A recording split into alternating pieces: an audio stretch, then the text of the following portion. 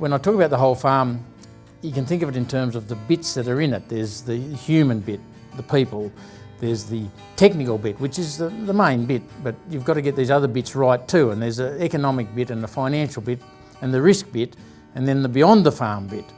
And you've got to manage the whole system. So being good at the technical side and really interested in the technical side is necessary, but not sufficient. You have to, and that's where management comes in. You've got to manage all of those bits, the human, the technical, the risk, the economics, the finance, and then you've got to understand beyond the farm gate. So that's what I mean when I talk about the whole farm approach. And that's why I stress with young farmers that be really good technically at what you do. That's just a given. You've got to be good at that. But that alone won't help you, I won't guarantee you'll achieve your goals, because you need to make a profit. And then why do you need to make a profit? Because you want to build wealth.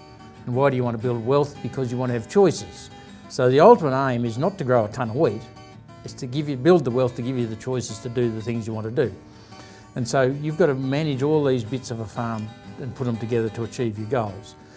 And that's where financial management really becomes important. And it's often the case that we're that busy farming, doing the technical stuff, we don't pay enough attention to the financial stuff and the thinking, the management thinking, getting the gearing right, getting the debt right, being able to work out how much debt your business can service.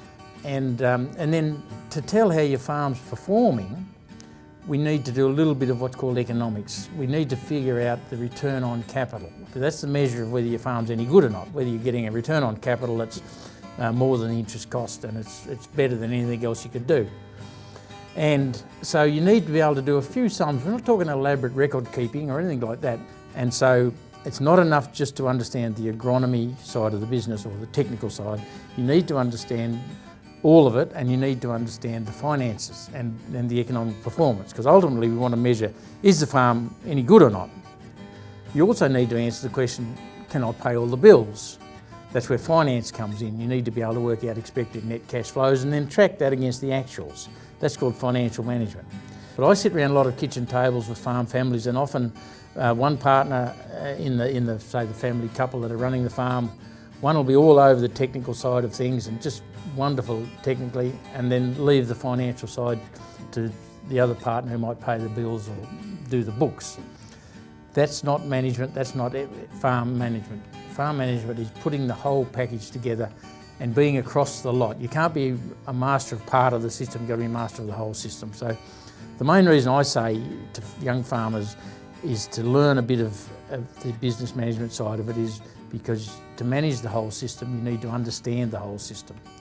And as I say, the difference between people who really can stand back and look at their whole system and those that are tightly focused on at the ground level, the difference in the eventual performance of their businesses is quite large. So it's really worth being able to manage and understand how the whole system works.